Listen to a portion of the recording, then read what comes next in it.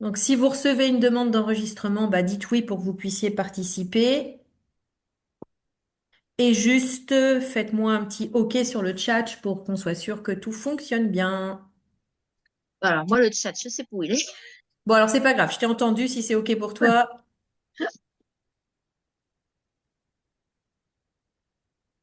allez, super. Allez, c'est tout bon. Donc, bonsoir, bienvenue pour ce premier rendez-vous Place to be Well, pardon. Et le sujet de ce soir, c'est l'hypersensibilité. Donc, on va passer quelques temps ensemble. L'idée, c'est que je vous donne des informations, des explications sur ce terme de l'hypersensible, mais surtout aussi des trucs et des astuces pour arriver à se dépatouiller de tout ça. Alors déjà, pour commencer, pour ceux et celles qui ne me connaissent pas, je suis coach intuitif depuis maintenant 15 ans. Donc, c'est mon métier d'accompagner d'un point de vue psycho-émotionnel, mais également avec une dimension plus ressenti et énergie.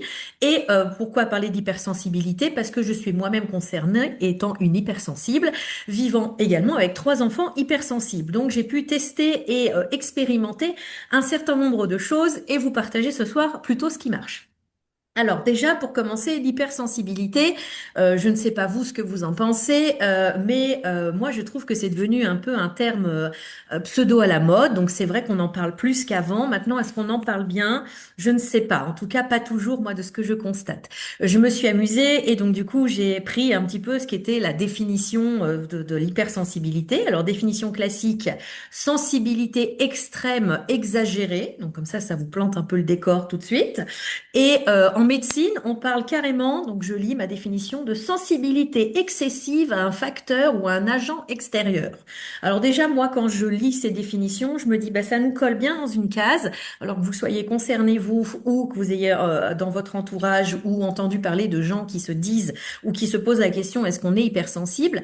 Bah, moi, je trouve que déjà, ce terme, il est pas très valorisant, il donne une connotation un peu péjorative, le excessif, le trop hyper sensible.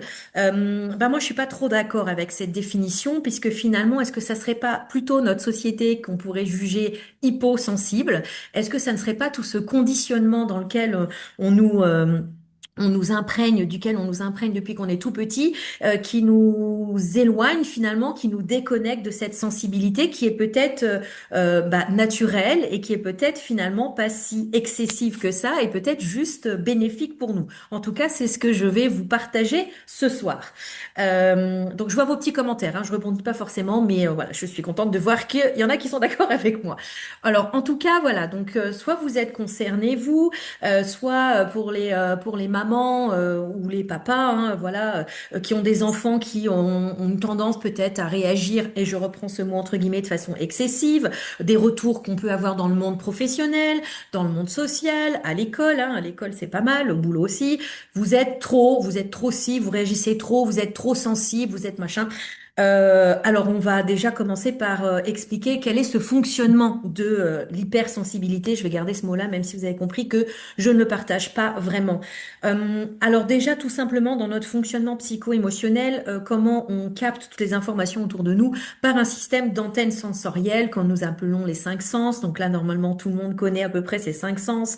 Alors attention que je me trompe pas, la vue, l'ouïe, l'odorat, le toucher, le goût, je crois que je les ai tous nommés.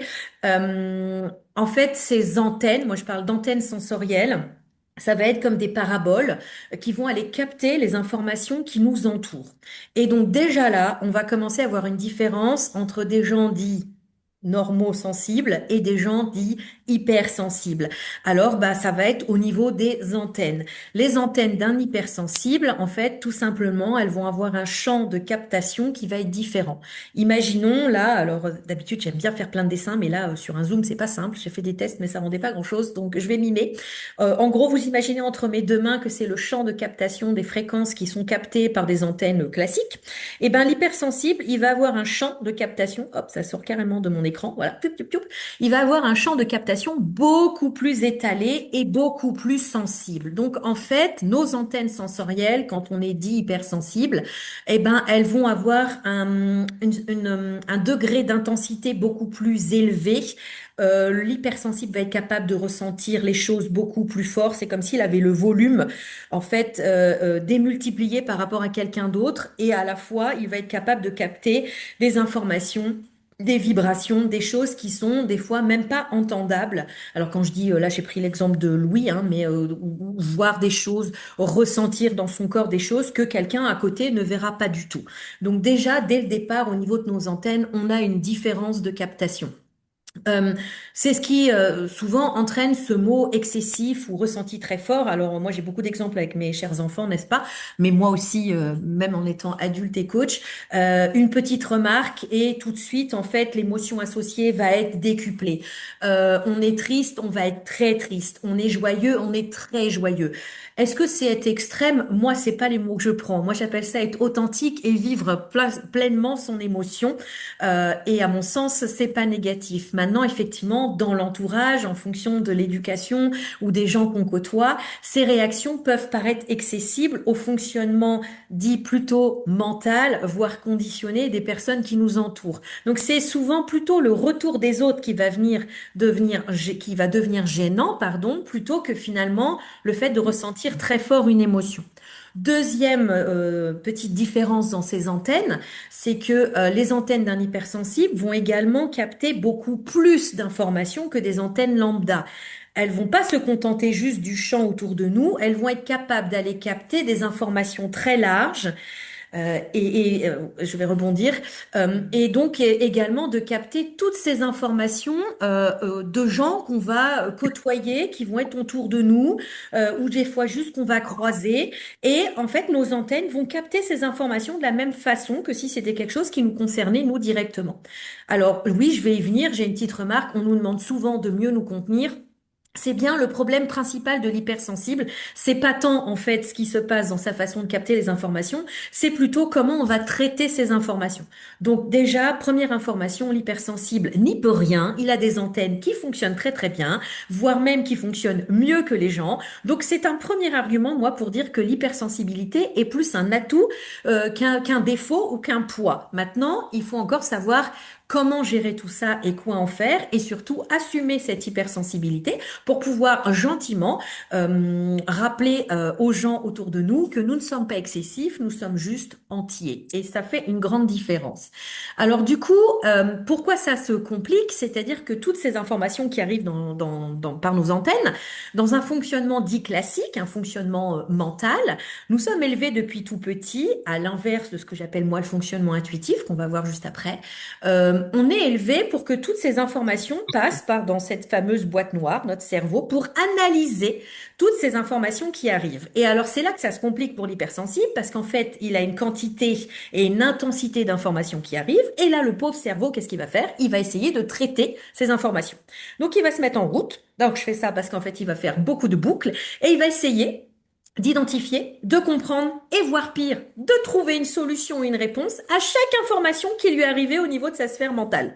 Alors vous comprenez bien qu'effectivement, bah, si dans une journée on a côtoyé plein de gens, qu'on a discuté avec plein de gens, que du coup, ben voilà, on me devance dans les messages, eh ben c'est épuisant. C'est ce qui fait que l'hypersensible, souvent, il finit sa journée, il est effectivement un petit peu fatigué tant qu'il n'a pas bien compris ou la bonne maîtrise de cette télécommande par rapport à toutes ces informations qui arrivent. Donc, on peut pas vraiment on a des petites astuces en énergétique pour essayer de diminuer ces antennes, mais vu que c'est une force et que généralement l'hypersensible est plutôt quelqu'un qui a naturellement un fonctionnement intuitif et donc plutôt connecté à lui et qui a envie de ressentir les choses pleinement, on va pas pouvoir vraiment agir sur les antennes. Par contre, là, on va pouvoir aider les personnes hypersensibles, c'est sur ce traitement d'informations et comprendre justement que l'objectif n'est plus forcément de contenir, comme on l'a marqué, de se retenir, de canaliser, mais plutôt finalement finalement d'accepter pleinement ce flux d'émotions pour le gérer différemment et se rendre compte qu'au final, il va peut-être être moins épuisant et même souvent être source d'informations qui vont nous donner beaucoup de points positifs. Donc effectivement, je vois une personne qui commente, bah, quand on a conscience que notre hypersensibilité, c'est une force, on n'a pas du tout envie qu'on touche à nos antennes. Donc, en fait, c'est un autre dessin. Alors imaginez là que mes mains représentent un iceberg, n'est-ce pas? Enfin, c'est très virtuel. Nos émotions, en fait, elles vont être à l'intérieur de cet iceberg et à un moment donné, elles vont remonter dans un flux qui va vers le haut.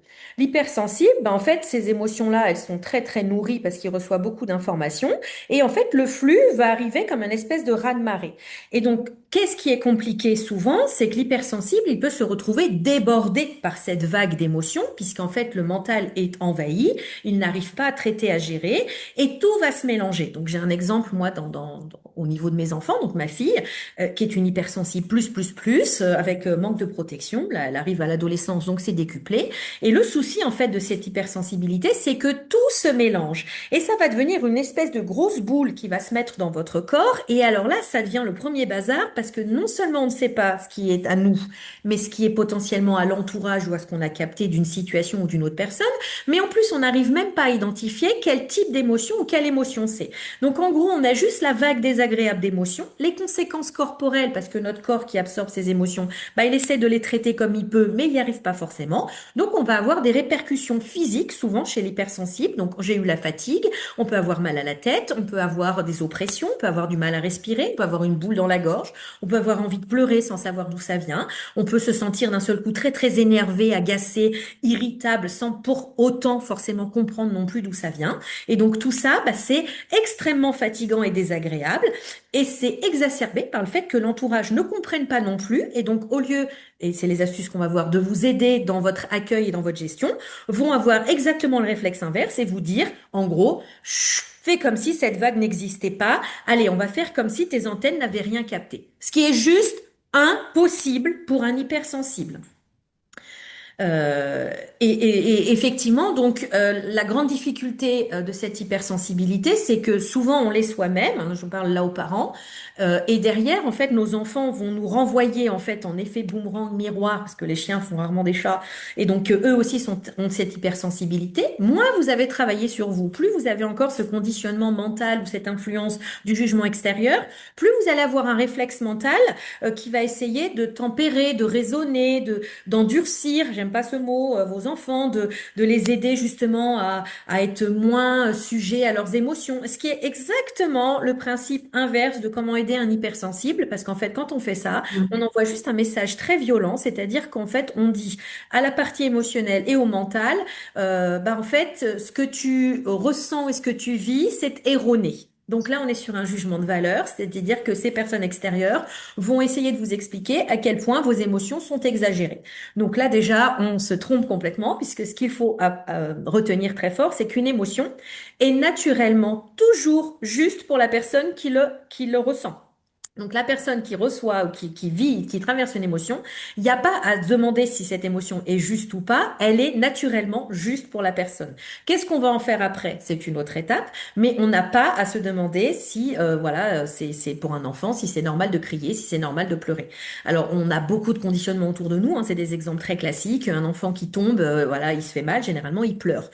Un enfant avant d'être conditionné, il peut pleurer très très fort pour un tout petit bobo. Combien de fois vous avez entendu voire peut-être vous aussi fait sans en avoir conscience, de dire c'est rien, c'est pas grave, ne pleure pas, ça va passer. D'accord? L'intention, elle est pas malveillante. L'intention, sur le moment, c'est j'essaye de canaliser cette émotion, de relativiser, de faire prendre du recul pour dire que bah c'est pas si grave que ça. Mais quand vous faites ça, vous envoyez le message inverse au cerveau de l'enfant, c'est-à-dire que vous lui dites bah finalement ton émotion, je n'apprends pas en considération, tu exagères, c'est pas important pour moi, donc je considère que pour toi, c'est pas grave. Mais qu'est-ce qui vous dit que dans le corps de l'enfant à ce moment-là, la douleur, le stress, la peur, l'inquiétude n'est pas effectivement à la hauteur de ses pleurs ou de son cri? En tout cas, voilà, moi c'est vraiment sur cet aspect-là que j'invite les gens à réfléchir et c'est pas sur l'émotion qu'il faut agir, c'est plutôt sur les étapes qui arrivent après. Donc il y a rien de plus, et je vais prendre ce mot-là, dangereux pour un hypersensible que de recevoir un hyperconditionnement avec toutes ces injonctions mentales. Donc la difficulté, bah, pour certains hypersensibles, et là je m'adresse plus aux adultes que vous êtes devenus, bah, peut-être vous avez souffert de ce conditionnement dans votre passé, dans votre vécu. Et donc difficile d'arriver à accepter, d'être pleinement connecté à soi quand en fait notre mental essaye désespérément de diminuer ses émotions et de vous déconnecter d'elles pour dire allez, on passe en mode pilotage automatique. Et donc pour les enfants d'aujourd'hui, alors c'est encore plus vrai qu'avant, la société extérieure, bah finalement, elle est toujours dans ces mêmes clichés. Donc l'école, on attend que les enfants soit comme ci, soit comme ça, que tout le monde rentre dans les cases. Alors oui, heureusement, je le vois à côté, heureusement, ça bouge. Il y a aussi des courants de psycho-émotionnel et de pédagogie autour de l'enfant et on parle de la fameuse tempête émotionnelle. Alors moi, je trouve ça génial qu'on en parle. Ce qui me déçoit un petit peu, c'est tous ces courants qui vont tourner ça en ridicule et qui vont passer à l'extrême en disant que c'est excessif et qu'on écoute trop finalement les émotions. Moi, je peux le garantir, c'est mon métier aussi. On n'écoute jamais trop une émotion et au contraire, si on les écoutait, elles dureraient beaucoup moins longtemps. Et les tempêtes émotionnelles sont là et débordent quand justement nous ne sommes pas en capacité d'entendre le message envoyé par l'enfant. Et un vrai accueil calme la tempête émotionnelle beaucoup plus qu'essayer de trouver des solutions ou de nier tout ça. En tout cas, voilà, faites bien attention que ça soit pour vous dans votre entourage d'être vigilant sur ce fonctionnement-là. Donc finalement, dans les trucs et astuces que je vous partage ce soir, eh ben, il y a des grandes étapes et notamment la première qu'on va appeler la connaissance de soi. Aider une personne hypersensible, c'est déjà l'aider à poser ce mot-là, même si elle n'est pas obligée d'utiliser le mot hyper et plutôt de garder, bah oui, je suis sensible et j'en suis fière, et d'aider la personne finalement à accueillir et accepter les émotions qui se présentent. Accueillir une émotion, ce n'est ni la nier, ni essayer de la banaliser, ni essayer de l'expliquer, trouver une justification. C'est juste nommer. Donc je continue dans les petits, en tout cas dans les petits trucs d'humour que je vois passer, tempête émotionnelle, et c'est ok. Effectivement, dans nos métiers, on aime beaucoup, et c'est ok en fait. Tu te sens en colère, et c'est ok. Tu es triste, et c'est ok. Rien que de faire ça, c'est déjà une énorme réponse. Alors, si vous êtes concerné pour des gens autour de vous qui sont hypersensibles, soyez dans cet accueil-là. Mais par contre, autorisez-vous à l'être aussi pour vous, parce que souvent on est de bons conseils pour les autres, mais combien de fois vous êtes retrouvé submergé par une vague ou une émotion qui monte? Est-ce que vous prenez vraiment ce temps, vous aussi, de vous dire, OK, c'est ça, je la situe dans mon corps, je me rends compte de ce qui se passe et c'est OK. Est-ce que vraiment vous vous autorisez, vous aussi, à avoir cette gestion-là pour vous? Moi, d'expérience, je sais que c'est des fois peut-être plus facile pour mes enfants que pour moi-même de se rendre compte qu'à un moment donné, ouh, là, il y a une vague de colère. Bah, attention, on peut de temps en temps avoir encore des conditionnements mentaux qui essayent de nous remettre un petit peu dans la contenance. Donc, accueillir une émotion, l'écouter. Sachez que plus une émotion est contenue, moins elle est écoutée, plus elle grossit. Donc en fait, il y a beaucoup de tempêtes émotionnelles, pour ne pas les nommer, quelles qu'elles soient, hein, que ce soit de la colère, de la tristesse, une crise, de la frustration, qui dégénèrent en tempête parce qu'en fait, les premiers signaux n'ont pas été entendus et reconnus. Et donc une émotion, c'est juste un message envoyé par notre corps et notre psy et notre partie énergétique pour ceux qui sont open là-dessus, qui envoie un signal et un message d'alerte pour prévenir, attention, là il se passe quelque chose à l'intérieur de moi. Je peux pas y faire grand-chose, il y a une réaction qui se passe. Eh ben, donc, la fameuse goutte, oui, qui fait déborder le vase. Donc ça, on va y arriver. Donc l'idée, c'est d'essayer de désamorcer le plus rapidement possible cette montée en émotion en déjà en envoyant le signal qu'on l'a entendu. Donc pour un hypersensible, eh ben, effectivement, peut-être vous allez être amené à accueillir plus, que les émotions vont s'enchaîner très fort. N'ayez pas peur de l'intensité des émotions, ça ne change rien. Un hypersensible, il monte vite, il descend aussi vite qu'il est monté, hein. C'est le côté aussi très positif. Donc, du coup, voilà, plus l'émotion va être traversée, donc c'est ça qu'il faut retenir. Une émotion, en fait, est toujours bonne et OK. Et l'objectif, c'est de la laisser traverser et pas cristalliser.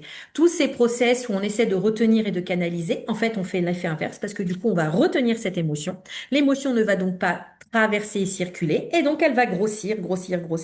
Plus le conditionnement est fort, plus bah, finalement le mental va bloquer cette remontée d'émotion et elle va sortir de façon complètement démesurée, exagérée à un autre moment. Et là, Vous allez réalimenter cette boucle infernale de c'est trop, c'est excessif, je te comprends pas, t'exagères, t'es trop sensible parce que vous allez péter un câble. Alors je vais donner cet exemple-là sur une chaussette qui traîne dans un escalier, alors qu'en fait c'est les 2 jours d'avant d'émotions que vous avez emmagasinées, les contrariétés émotionnelles, que ça soit familiale ou au boulot, c'est la même chose. Vous allez aboyer sur une collègue qui est absolument pour rien, juste parce que vous avez encaissé beaucoup d'émotions juste avant. Donc c'est déjà naturellement vrai ce que je dis pour le commun des mortels, un hypersensible, bah c'est décuplé. Donc, première astuce, vraiment, accueillir, laisser traverser et voilà, ne pas chercher à expliquer à tout prix cette émotion.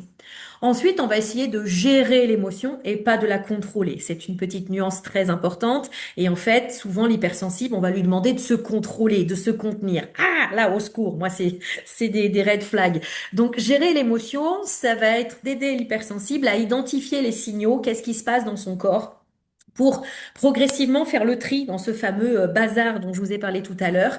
Donc, plusieurs tris, c'est-à-dire est-ce que c'est mon émotion? Est-ce que finalement ça m'appartient pas, ça vient de l'extérieur? Comment elle se matérialise chez moi? Est-ce que j'ai mal à la gorge? Est-ce que j'ai mal au ventre? Est-ce que du coup ça me donne envie de taper? Est-ce que j'ai envie de crier? Est-ce que j'ai envie de pleurer? Donc voilà, gérer son émotion, c'est d'être vraiment pas forcément dans l'analyse et pas du tout même dans l'analyse logique de cette émotion, mais d'aller apprendre à identifier quel type d'émotion nous traverse et quelles sont nos réactions corporelles. L'objectif étant que les prochaines fois, on identifie cette émotion un petit peu plus rapidement, qu'on puisse l'accueillir le plus rapidement possible. Alors c'est un peu bizarre, hein, voilà, mais c'est comme les migraineux, donc ceux ou celles qui sont migraineux. Au tout premier symptôme, il faut prendre le traitement. Et ben là, une émotion, c'est la même chose. Au tout premier symptôme, il faut l'écouter, faire une espèce de petite pause. Alors je dis pas qu'on s'arrête 3 heures, qu'on bloque toute sa journée, mais plus vous allez être attentif et à l'écoute de vos ressentis, plus vous allez pouvoir effectivement gérer ces émotions dans quelque chose qui va être beaucoup plus agréable et moins intense et donc moins désagréable pour vous en premier et donc potentiellement pour l'entourage. Donc, identifier ces signaux dans le corps et donc, je vous ai dit tout à l'heure, faire circuler cette émotion. Faire circuler l'émotion, ça va être l'extérioriser. Donc, il y a plusieurs façons d'extérioriser son émotion. Donc, c'est tout l'inverse quand on vous demande de la contenir. Donc, ça peut être verbalisé. Alors, c'est pas forcément le premier niveau, c'est ce qui est le plus simple en fonction de votre passé, votre fluidité à mettre des mots. Un enfant, quand il est petit, bah, il n'arrive pas à expliquer. Donc, il y a des techniques qui marchent très très bien, qui sont plutôt d'extérioriser via le corps. Donc souvent on en a un petit peu peur, mais n'hésitez pas à taper, à crier, à chanter très fort, à taper des pieds, à aller marcher vite. Voilà. En fait, quelle que soit l'énergie concernée, être dans l'énergie de mouvement, c'est mettre son corps en circulation pour favoriser que cette espèce de remontée d'émotion qu'on a nommée là. Alors casser la vaisselle, ça dépend de votre vaisselle. Je décline toute responsabilité sur les techniques que vous utilisez, mais ça peut faire énormément de bien. Alors, la petite nuance dans ces expressions pour faire circuler l'énergie, c'est de ne jamais avoir une gestion de l'émotion qui va mettre en danger une autre personne. Donc, on casse la vaisselle tout seul, oui, si on veut. On balance une assiette à la tronche de quelqu'un d'autre. Non, c'est la limite. Donc, gérer son émotion, c'est mettre en place des petites techniques et notamment plutôt corporelles pour commencer pour arriver à laisser cette énergie circuler et ne pas se faire complètement envahir par cette énergie. On est toujours responsable, donc qu'on soit petit ou grand, de la réponse de l'émotion qu'on va avoir, mais on n'est jamais responsable de comment l'autre va réagir à notre expression d'émotion. Donc le garde-fou, c'est pas de violence, pas blesser l'autre personne, pas être dans voilà quelque chose qui attaque l'intégrité de la personne qui va être à côté de vous. Par contre, verbaliser une émotion et donc c'est aussi ça les techniques d'apprendre. Là, je suis contrariée, je suis triste, je suis très triste. Non, ma réaction émotionnelle n'est pas exagérée et ça m'énerve encore plus quand tu me dis ça parce que j'ai l'impression que tu ne me crois pas. Et ben ça effectivement, c'est votre responsabilité parce qu'en envoyant ces signaux-là, vous donnez une façon de décoder pour l'autre, pour que l'autre personne arrête en fait de chercher des solutions à votre place, parce que souvent ça part d'une bienveillance, comme j'ai déjà dit, mais en fait ça fait l'effet inverse, ça vous énerve. Moi personnellement, quand je suis dans mes émotions, je n'ai besoin de personne pour les gérer. Par contre, si en face, quand j'essaie d'exprimer quelque chose, j'ai des signaux qui me montrent qu'en fait on comprend absolument pas, ou qu'on veut pas juste accueillir que là ça va pas, alors là mon émotion elle va grossir, grossir, et ma façon de l'exprimer va être de plus en plus virulente parce qu'en fait, c'est comme un cri de détresse à l'intérieur. Donc, que ça soit de la tristesse, tristesse ou que ça soit de l'agacement, peu importe la palette d'émotions, elle est très large. En fait, n'oubliez jamais ça, hein, c'est comme un tuyau d'arrosage, hein, si vous le contenez comme ça, mais que le robinet est toujours ouvert, au bout d'un moment, ça se passe pas très bien, hein. Je sais pas si vous avez déjà testé, mais ça peut être assez violent. Donc, l'objectif, c'est vraiment de laisser cette énergie et ce flux circuler, pardon. L'idée, c'est qu'une fois que ce flux d'énergie aura circulé, alors seulement une fois que la vague émotionnelle est passée, et donc chez l'hypersensible, vu qu'elle est intense, on ne discute pas avec un hypersensible quand il est en pleine expression de son émotion, on ne cherche pas à le raisonner, à le canaliser, on est juste présent, on écoute, on soutient, voire on fait un câlin si la personne est OK. Moi, mes enfants, quand ils avaient des énormes colères, en fait, je ne verbalisais pas, je laissais faire, ils déchargeaient, et ensuite, maman, elle arrivait, on faisait juste un câlin, et on n'essaye pas de trouver une explication. Ok, la colère était là. Quand la vague émotionnelle est redescendue, alors là, oui, tout à fait. Donc, votre astuce, on peut parler à ses émotions, oui, tout à fait. Comme on se parle à voix haute, quand on est plus grand, lui écrire. Donc, effectivement, on peut se connecter à l'émotion. Donc, je suis tout à fait d'accord. Merci pour le partage. Généralement, une fois que cette vague émotionnelle descend, on va rester dans le cas le plus général, alors là, on va passer à la phase d'analyse. Et effectivement, analyser une émotion, donc c'est en dehors de la vague, c'est essayer de comprendre le message qu'elle nous envoie et à quoi elle sert. Donc le premier truc à chercher, c'est le déclencheur. Vous aiderez énormément, vous en tant qu'hypersensible ou les personnes hypersensibles que vous connaissez, à les aider après coup à identifier les déclencheurs de cette vague émotionnelle. Et c'est là que pour l'hypersensible, ça se complique. C'est-à-dire qu'un hypersensible, il va avoir deux zones de déclenchement. Ce qui lui correspond à lui, donc ses émotions, donc là c'est le circuit numéro un. Et le problème principal de l'hypersensible, comme je l'ai expliqué au tout début avec ses antennes, c'est qu'il capte aussi beaucoup d'informations et d'énergie qui ne sont pas les siennes. Donc il va vivre des tempêtes émotionnelles, des vagues, des incompréhensions, un cerveau qui mouline sur des énergies, sur des émotions, sur des situations qui ne le concernent pas. Et donc déjà dans un premier temps, arriver à faire le tri entre c'est moi ou non finalement c'est mon copain qui était énervé, du coup ça m'a énervé aussi, ou là il y a une situation que je trouve pas ça juste, donc du coup moi ça m'a fait réagir, et ben forcément vous n'allez pas traiter le message de l'information de la même façon. Et une fois qu'on a trouvé ce déclencheur, alors, OK, quelle est la stratégie pour gérer cette émotion?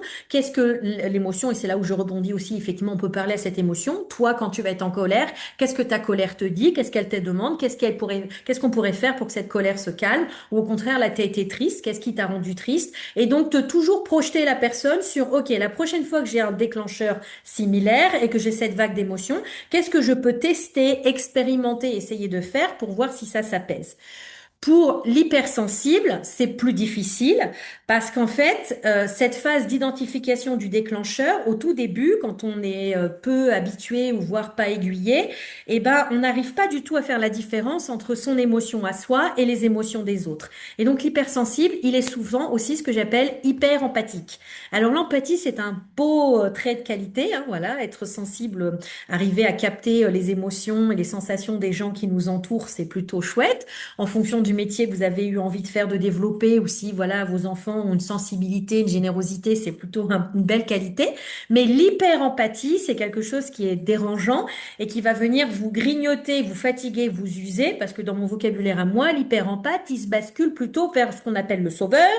Et donc le sauveur, c'est pas forcément la meilleure qualité qui soit, puisque du coup, vous allez risquer de déséquilibrer cette balance intérieure. Et donc souvent, pourquoi l'hypersensible est fatigué, usé et il vit ça comme un poids, c'est qu'en fait, il est finalement quelque part un sauveur et quand il va capter des émotions ou des choses autour de lui, son cerveau, voire même son âme pour certains, va vouloir à tout prix essayer de gérer ça. Donc il va y avoir une espèce d'hyper-responsabilisation de il faut que je trouve une solution, il faut que je règle ça. Mes enfants, c'était typique, ils rentraient de l'école, la copine avait vécu quelque chose, la copine était machin, machin, quoi que ce soit. En fait, ça devenait leur problème et il fallait qu'ils trouvent des solutions. Donc ma fille, le nombre de fois où elle est rentrée, elle était pas bien et triste, et en questionnant, c'est comme ça qu'on aide aussi l'enfant hypersensible. Donc vous, en tant qu'adulte, essayez de vous faire des auto-questionnements ou d'aller vous faire aider si vous faites dépasser par votre hypersensibilité. Bah, finalement, on se rendait compte que bah non, moi ça allait bien. Et puis il arrivait ça à ma copine. Et puis après, j'allais plus bien. D'accord. Est-ce que c'est toi qui es concerné? Non. Donc l'image que je prends souvent, hein, j'ai vu aussi dans les commentaires la goutte qui fait déborder le vase, bah, c'est que l'hypersensible, en fait, il est partout. Il se rend pas compte, mais en gros, c'est comme si ses antennes, c'était comme une énorme éponge. Et à chaque fois qu'il va voir une goutte d'eau qui traîne quelque part, ou voir quelqu'un qui a renversé un verre parce que bah voilà, c'est pas de chance, il s'est passé quelque chose dans sa vie à lui, et ben l'hypersensible, lui, va arriver avec sa grosse éponge. Et puis il va aller absorber toutes les petites gouttes d'eau, voire toutes les flaques qu'il a autour de lui. Alors c'est instinctif, il ne se rend pas compte de qu'il fait ça, sauf qu'en fin de journée, son éponge, bah, vous imaginez un peu, hein, je ne sais pas si vous avez déjà utilisé des éponges, je vous le souhaite, et ben l'éponge, à la fin de la journée, elle absorbe plus grand-chose. Mais sauf que le fonctionnement de l'hypersensible, bah, il continue d'aller essayer d'absorber. Et puis là, ça coule, c'est le trop-plein.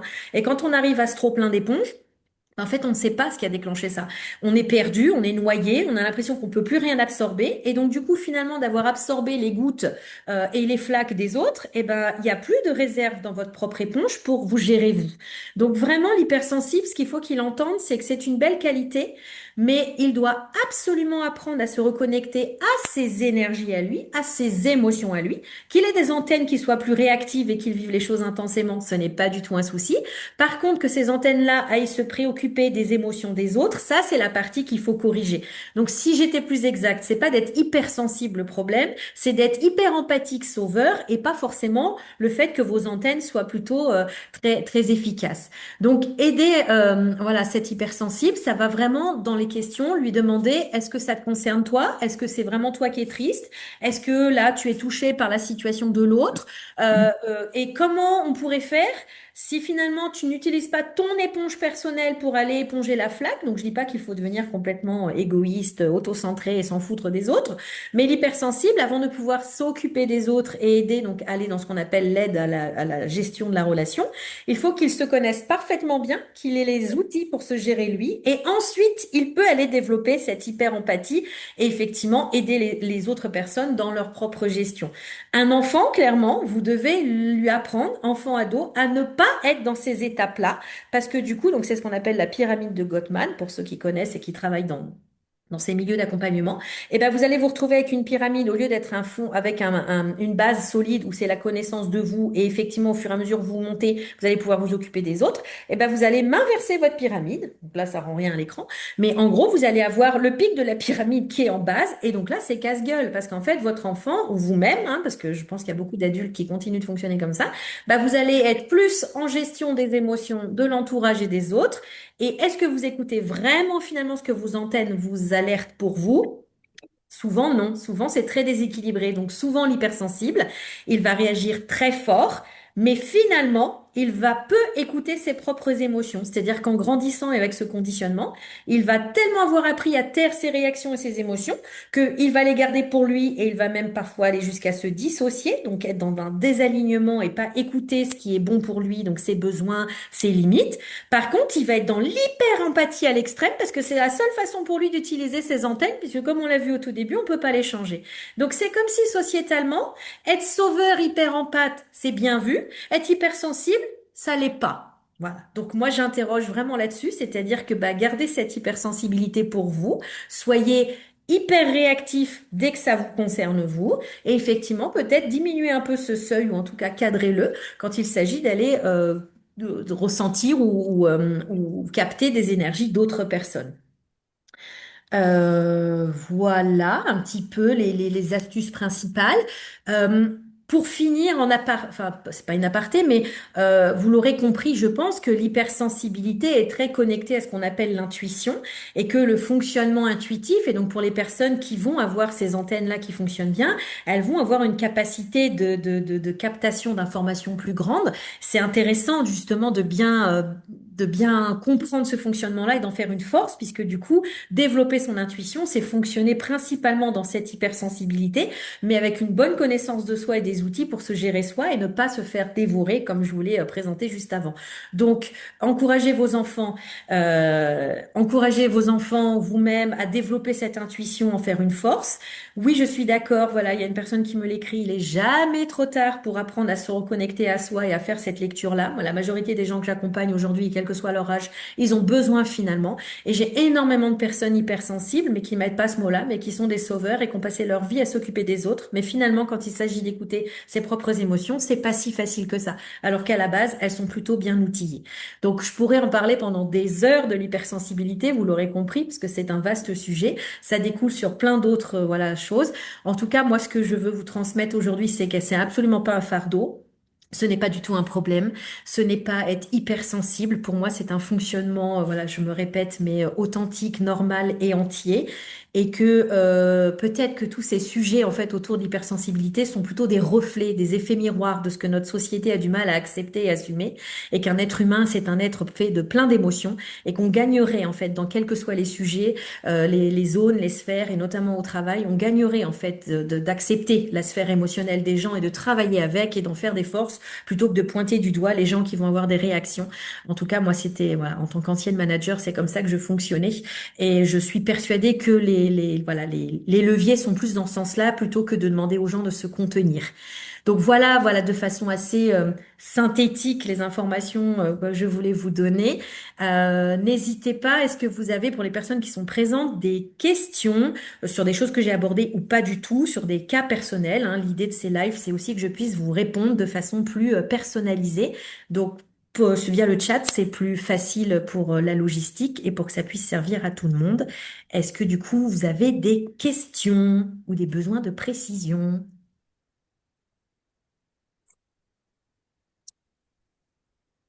Alors, je prends toutes les gentilles remarques, hein. Pas de questions, tout a été clair. Vous n'avez pas de...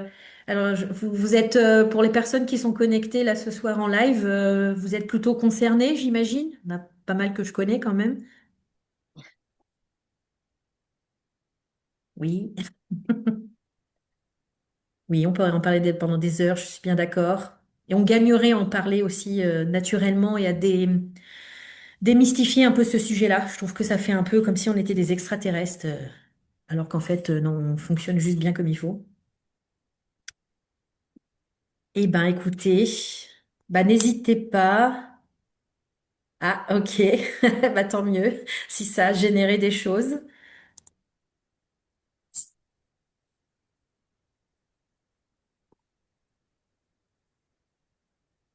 Alors, je vais juste dire merci et couper l'enregistrement. Et comme ça, après, si vous voulez, on peut continuer un petit peu l'échange.